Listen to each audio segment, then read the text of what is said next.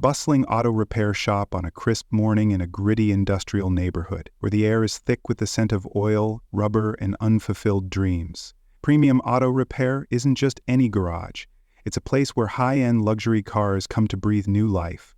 Owned by the arrogant Marcus, a man who prides himself on his no-nonsense attitude and his team's supposed expertise. But on this fateful day, everything changes with the arrival of a shadowy figure who looks like he stepped out of a forgotten corner of society. The black man in his 50s approaches the entrance, his clothes ragged and worn from years on the streets, his gray hair unkempt and wild like a storm cloud refusing to dissipate. Yet, in his eyes, there's a strange, piercing gleam, a spark of something profound, something the mechanics can't yet comprehend.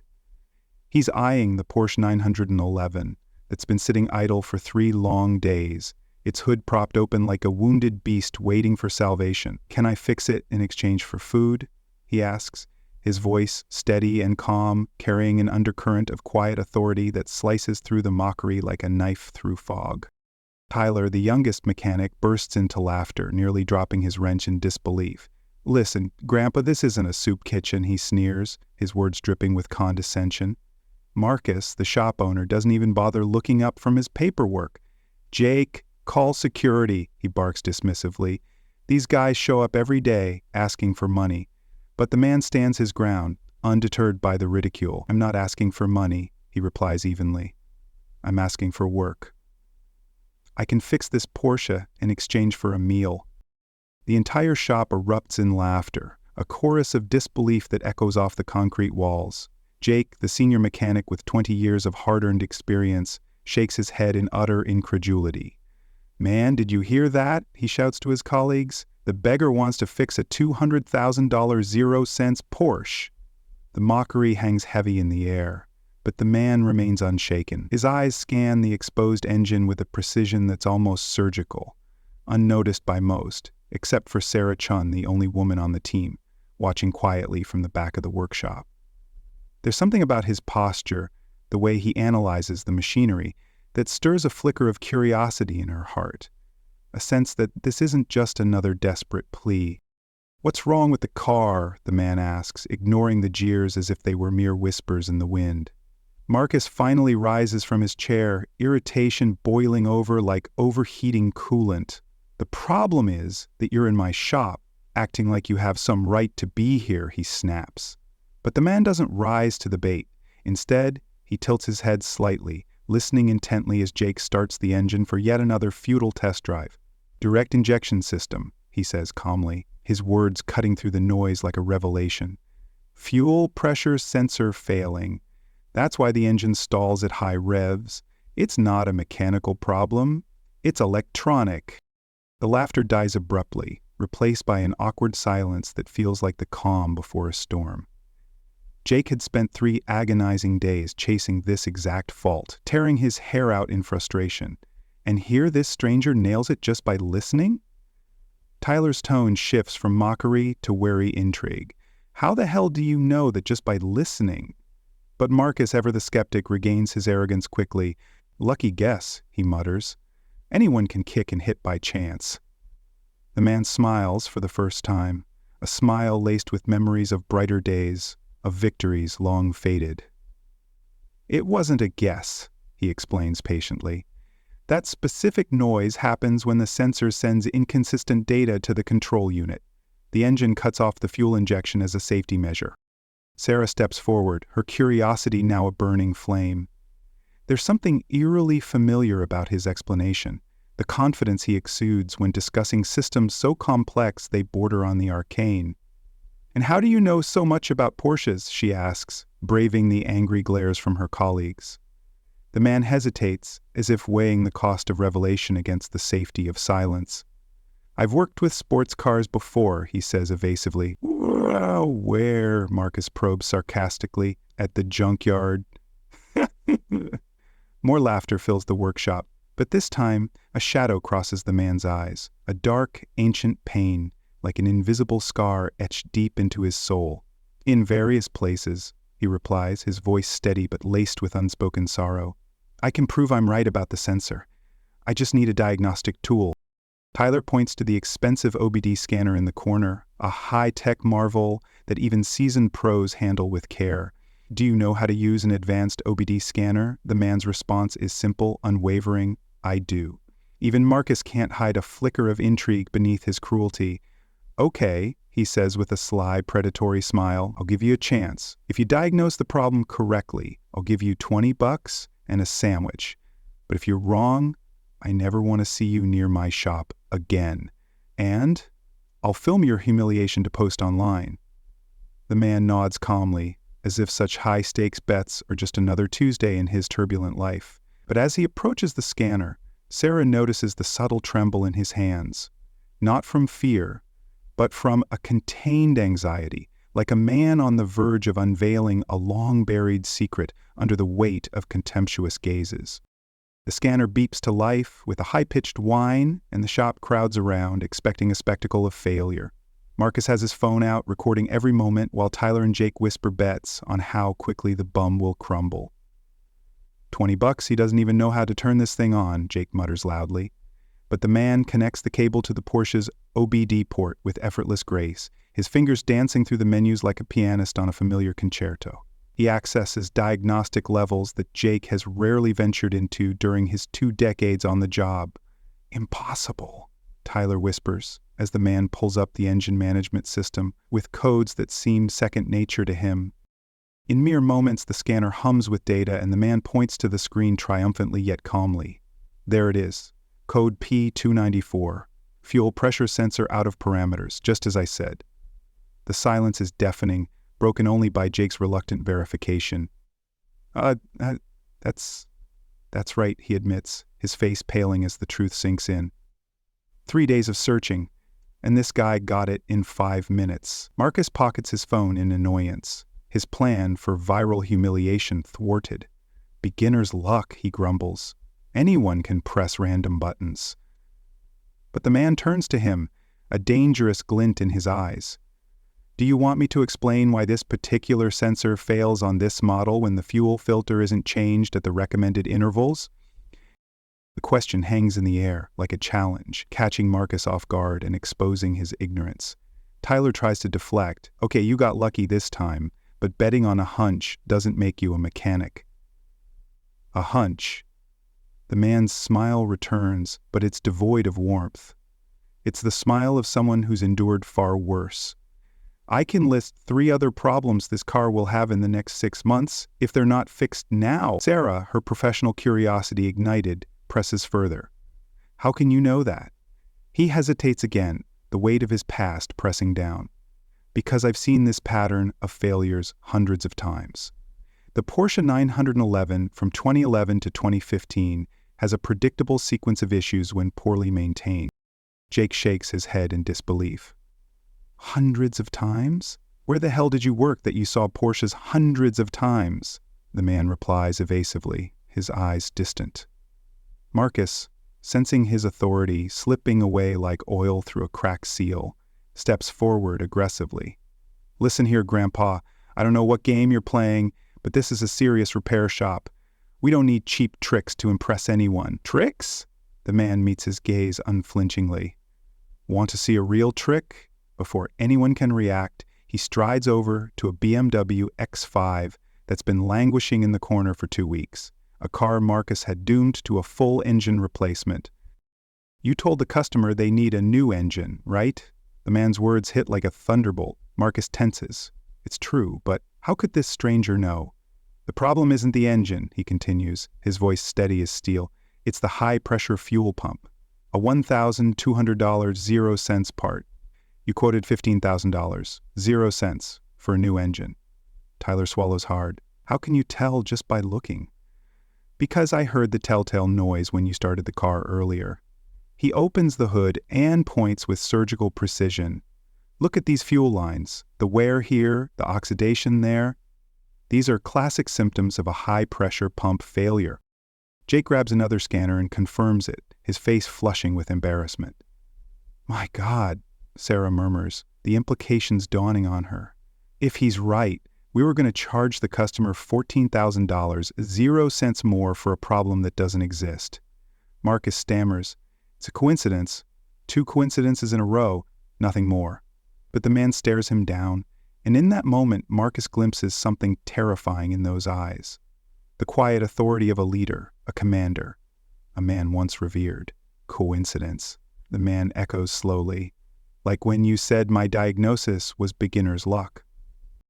The tension is electric, palpable, like the hum of a revving engine on the brink of explosion. Sarah senses she's witnessing the unraveling of something profound, layers upon layers of a story yet untold. "Do you still want that sandwich?" Marcus asks, sarcastically, desperately clinging to dominance. "Or are you going to keep pretending to be an expert on luxury cars?" The man pauses, his silence stretching like an eternity. When he speaks, his voice carries a deep, heartbreaking sadness that chills Sarah to the bone. "I've been many things in my life," he says softly, "but I've never pretended to be something I'm not." He turns toward the door, but Marcus can't let him escape without reclaiming control. "Hey, wait a minute," he shouts. "You come here causing trouble, do some magic tricks, and think you can walk out like some kind of hero?" The man stops at the threshold, not turning fully. "Heroes don't exist," he replies, his voice barely above a whisper, heavy with the weight of lost everything, and still try to help others. And with that he steps out into the harsh daylight, leaving behind a workshop shrouded in heavy silence, and 4 souls beginning to question the prejudices that blind them. Sarah rushes to the window, watching him shuffle down the street, hands in pockets, shoulders hunched under an invisible burden. For a fleeting moment she sees him pause before a faded missing child poster on a lamp post, one of those forgotten pleas for help.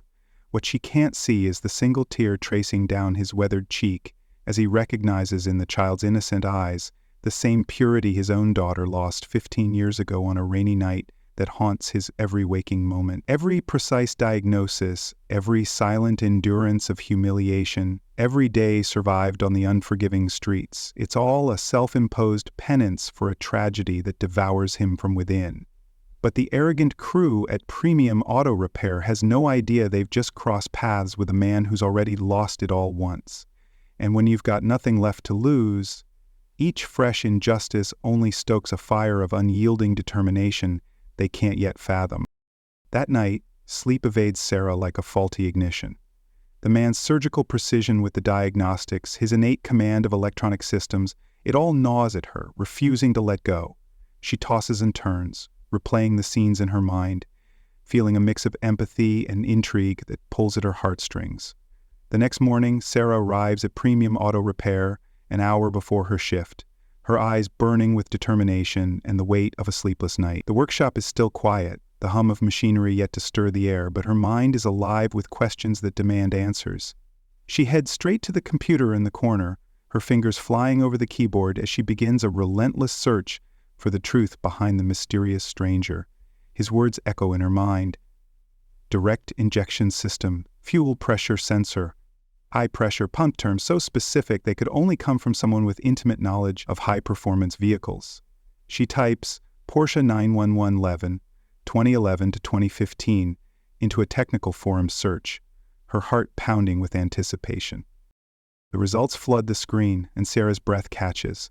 The man's diagnoses weren't just accurate, they were eerily precise, the kind of insights found only in specialized circles of motorsport engineers or professional drivers. She dives deeper, scouring forums and technical archives, her suspicions growing with every click. Tyler strolls into the shop, bleary-eyed and sipping coffee, catching her engrossed in her research. "Sarah, what the hell are you doing here so early?" he asks, half amused, half annoyed. Researching that man from yesterday," she replies without looking up, her voice steady but intense. She swivels the screen toward him. "Look at these technical forums, the specifications he mentioned, fuel pressure sensor issues, diagnostic codes. They're only discussed in high-performance motorsport circles.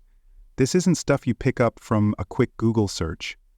"Huh," Tyler scoffs, leaning against a workbench. "So what? Anyone can read that stuff online." Sarah shakes her head, her patience thinning. "Tyler, he knew the memory diagnostic codes by heart. He didn't read that anywhere, he knew it."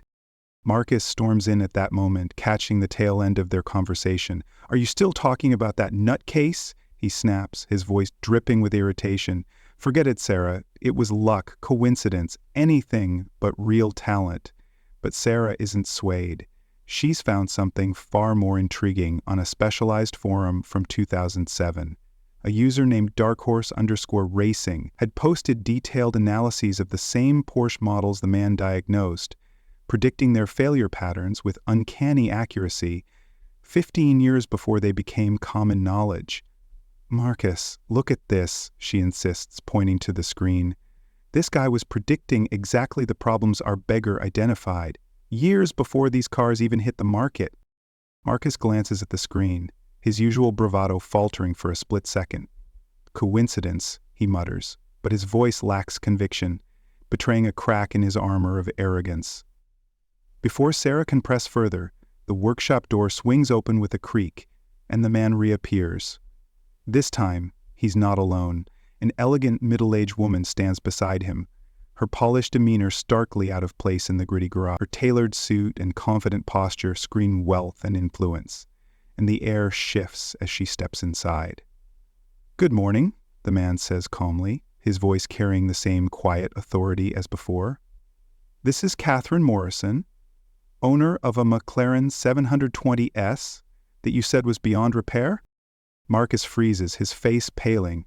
The McLaren case was his biggest failure in months, a $600,000 zero-cent supercar with an electronic gremlin that had stumped every mechanic in town, including his own team. "Miss Morrison," he stammers, "what are you doing here with him?" Catherine's smile is cold, calculated. "I met this gentleman last night in the hotel parking lot. When I mentioned my car's problem, he gave me such an accurate technical explanation that I decided to bring him here myself." Tyler's jaw drops. "He gave you a technical explanation about a McLaren?" The man steps forward, unfazed by the disbelief swirling around him. "Failure of the hybrid system control module," he says matter-of-factly. "Conflict between the electric motor and combustion engine software protocols. A known defect in the 2019 models, but McLaren never publicly admitted it." The workshop falls silent, the weight of his words sinking in like a stone in still water. Sarah, quick on her feet, pulls up a confidential technical bulletin on the computer one only authorized McLaren dealers should have access to. It confirms every word he's said. "How do you know that?" Jake asks, having just walked in and caught the conversation. The man hesitates, that familiar, evasive look crossing his face. "I've worked with high-performance cars," he says simply. "Where?" Marcus demands, his arrogance giving way to nervous curiosity. "Various places over the years," the man replies, his tone closing the door on further probing. Catherine senses the tension and steps in, her voice sharp. "Well, if you don't want to fix my car, I can take it somewhere else." Marcus scrambles to recover, his ego bruised but his business sense kicking in. No, we want to fix it," he says hurriedly. "It's just that—" He trails off, glancing at the man, who cuts in calmly. "It's just that you said my knowledge was just showmanship."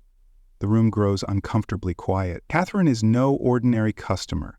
Her influence could make or break a shop like Marcus's, and her presence with this supposed bum is making him sweat. "Maybe we can make a deal," the man proposes, his voice steady as ever. "If I fix Ms. Morrison's McLaren, you give me a real chance to show what I know. Not for a sandwich, but for a job." Marcus's eyes narrow, calculating the risks. If the man fails, he'll be humiliated in front of a high-profile client. If he succeeds, he asks, a cruel edge to his tone. "If I don't succeed," the man replies, "I'll never come back here again, and you can film my departure and post it wherever you want." Sarah watches, her heart racing, as the two men lock eyes in a silent battle of wills. This negotiation feels like something far bigger than a car repair. It's a clash of worlds, of pride against resilience, of prejudice against truth. "All right," Marcus finally agrees, his voice tight. "But you have 2 hours. If you don't fix it in that time, you're out of here for good." The man nods, approaching the McLaren with a reverence that borders on sacred. His hands trace the hood, as if greeting an old friend after years apart. And Sarah feels a shiver. She's witnessing something extraordinary. Catherine leans towards Sarah, whispering, There's something special about this man. Last night, when he explained my car's problem, it was like listening to a master talking about his art. Sarah nods, her eyes fixed on the man as he opens the McLaren's hood with precise, confident movements. May I ask, Mrs. Morrison, how exactly did you two meet? Catherine's expression softens, her eyes misting over. He was sitting on the curb, looking at a small photo and crying softly. When I approached to offer help, he asked if I had children. He said he lost his a long time ago and has been trying to find a purpose ever since. The revelation hits Sarah like a freight train. Suddenly the man's sadness, his quiet endurance of humiliation, his uncanny mastery of cars, it all clicks into place. He's not just a skilled mechanic. He's a man carrying a weight heavier than any engine. Meanwhile, the man works on the McLaren with surgical precision, every movement deliberate, every decision exact. The workshop watches in mesmerized silence, the air thick with anticipation. 2 hours pass in what feels like a heartbeat. When he finally steps back, his eyes gleam with quiet satisfaction. Done, he says simply. Catherine starts the car and the engine purrs like a contented beast, its once erratic noises replaced by smooth, controlled power. My God, she murmurs, tears welling in her eyes. 3 dealerships had declared the car unfixable without an $80,000 0-cents module replacement. Yet this man had done it in mere hours. Marcus is speechless, Jake and Tyler look like they've seen a ghost, and Sarah feels the pieces of a much larger puzzle falling into place. As the man prepares to leave, refusing Catherine's offer of payment, Sarah catches him on the street. Wait, she calls, her voice urgent. I need to ask you something. He pauses but doesn't fully turn, as if bracing for another blow. You're not an ordinary mechanic, are you? Silence stretches between them, heavy with unspoken truths. When he finally speaks, his voice is raw with years of buried pain. I've been many things in my life. Mechanic was never one of them. Sarah's heart skips a beat. Then what were you? For a moment, as he turns to face her, she sees beyond the weathered exterior, beyond the sadness. A man who once commanded machines at breakneck speeds, who tasted glory and bore the weight of devastating loss. I was someone who believed speed could cure any pain, he says softly, until I discovered some wounds only heal when you stop running from them. He walks away, leaving Sarah standing in the street, her mind reeling with the realization that she's just met someone whose story runs far deeper than the workshop could ever contain. That night, Sarah dives back into her research, driven by an insatiable need to uncover the truth. Hours pass like minutes, and as dawn breaks, she stares at her screen, her voice barely a whisper. David Williams, she murmurs, her eyes locked on a name that sends chills down her spine. 3-time Formula One world champion, known as the Ghost for his ability to appear out of nowhere and win impossible races. The photos show a younger man, dark hair gleaming under stadium lights, hoisting trophies while crowds roared his name, the same man who, just yesterday, was mocked for asking to trade his skills for a meal. Further digging into the archives, Sarah uncovers the heartbreaking tragedy that shattered David Williams's world. In 2009, during a high-stakes race in Monaco, a fatal miscalculation by his team sent his car hurtling off the track at over 300 km/h. Miraculously, David survived the fiery crash, his body battered but his spirit unbroken. At least on the surface, but the real devastation came from the stands, where his innocent 8-year-old daughter, watching her hero father race, suffered a sudden heart attack from the sheer shock and terror of the moment. She passed away in the hospital, her tiny hand still clutching a ticket stub from the race. David's wife, overwhelmed by grief and unable to forgive him for the indirect role he played in their daughter's death, took her own life just 6 months later, leaving him utterly alone in a sea of unimaginable sorrow. David vanished from the spotlight that very year, selling off his empire of trophies, cars, and wealth, donating millions to charities supporting racing safety and children's health. He became a ghost in the truest sense, wandering the streets, haunted by guilt, using his unparalleled expertise not for glory but as a quiet way to atone, fixing what he could in a world that had broken him, until yesterday, when fate, or perhaps his unyielding sense of purpose, led him to Premium Auto Repair's door. Sarah's hands tremble as she reads the final reports, tears blurring the screen. How could a man of such stature, a legend, who commanded the world's admiration, endure the cruelty thrown at him without a word? It's a story of profound loss, of a soul adrift, seeking redemption in the unlikeliest of places. Armed with this knowledge, Sarah arrives at the workshop the next morning, her resolve steel-hardened, ready to confront the ignorance that nearly cost them all. But she's met with a shocking sight. Marcus, phone in hand, recording a smug video for his social media glory. "Guys, you won't believe the story I have to tell," he says to the camera, his voice laced with malicious glee. "Yesterday a beggar showed up here who thought he was a mechanic. The guy was so desperate he offered to work in exchange for food." In the background, Tyler and Jake chuckle, reenacting the man's humiliating moments with exaggerated mockery, twisting his quiet dignity into a punchline. "The funniest part," Marcus continues, "is that the old man did some tricks with a scanner and now thinks he's an expert on luxury cars. I'm going to post this and get thousands of views with his face on it." Sarah's blood boils, a righteous fury rising like an unchecked engine rev. "Marcus, you can't post that," she interjects, her voice sharp as a wrench. "Why not? It's free content. Homeless man tries to be a mechanic and fails miserably is going to go viral." She steps forward, unflinching. "Because you're about to become the biggest idiot on the internet." Marcus stops recording, annoyance flashing across his face. "Weak. What are you talking about?" Sarah opens her laptop with deliberate calm, turning the screen so everyone can see the damning evidence. "Folks, allow me to introduce David Ghost Williams, three-time Formula One world champion, winner of 23 Grand Prix races and considered one of the most talented drivers in the history of motorsports." The silence that follows is thunderous, echoing through the workshop like the roar of a crowd gone still. Marcus stares at the screen, then at Sarah, then back, his arrogance crumbling like rusted metal.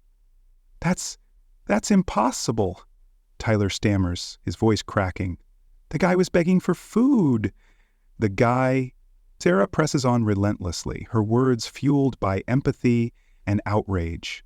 "Lost everything after a personal tragedy. His daughter died because of a racing accident. His wife took her own life from the grief. He's been living on the streets for 15 years, carrying that pain alone. And yesterday, you humiliated a world legend because he didn't look like what you expected." Jake edges closer to the screen, scrutinizing the photos with wide-eyed recognition. "My God, it is him. I had posters of this man in my room when I was a teenager. He was untouchable on the track." Marcus pales, his face draining of color like a battery running dry. But he didn't say anything. Why didn't he say who he was?" Sarah's response is ice cold, cutting deep. "Because men like David Williams don't have to prove anything to people like you." At that precise moment, the door opens, with a dramatic swing, and David enters, composed as ever, but this time flanked by Catherine Morrison and three other sharply dressed figures, power players in the automotive world. "Good morning," David says calmly, his presence commanding the room without a raised voice. "I brought some acquaintances who would like to see the workshop." Marcus gulps, recognizing one immediately. Jonathan Reed, CEO of Reed Automotive Group, the East Coast's largest luxury car dealership chain. "Mr. Williams," Reed says with genuine respect, "when Catherine told me about your impressive diagnostics, I had to come see for myself. I'm offering you the position of technical director of our performance division. Starting salary of $500,000, 0 cents a year, plus profit sharing." Another executive chimes in, "Our offer is $2 million, 0 cents a year." David listens in silence, but his eyes lock on to Marcus's, piercing through the facade. "Interesting how people change their behavior when they find out who you really are." Sarah seizes the moment, approaching with her laptop. "David, you need to see something." She plays the video Marcus was recording. The mockery, the planned viral humiliation. David's expression remains stoic, but a flicker of deep hurt crosses his features. "You were going to post this?" he asks Marcus, his voice dangerously even, like the calm before a storm surge. Marcus stumbles over excuses, his words tumbling out in panic. I didn't know. I'm sorry, I didn't know you were famous, that you had money. David steps closer, his gaze unyielding. Or did you not know that I was a human being who deserved basic respect? Jonathan Reed overhears, his expression shifting from admiration to disdain. Marcus Thompson, correct? You're the owner of this repair shop? Marcus nods nervously. Yes, sir. Well, Reed says coldly, I just canceled the maintenance contract my company had with you. 50 cars a month, $300,000, 0 cents a year. I don't do business with people who humiliate vulnerable individuals. Catherine joins the fray, her voice firm. I'm also going to recommend to all my friends at the club that they avoid this garage. A reputation like that spreads quickly among our clientele. Tyler tries to intervene, desperation creeping in. Gentlemen, it was just a misunderstanding. Misunderstanding, David echoes, his tone laced with quiet sorrow and resolve. You laughed at my appearance, called me crazy, offered $20 0 cents for a job worth thousands, and planned to use me as a joke on the internet.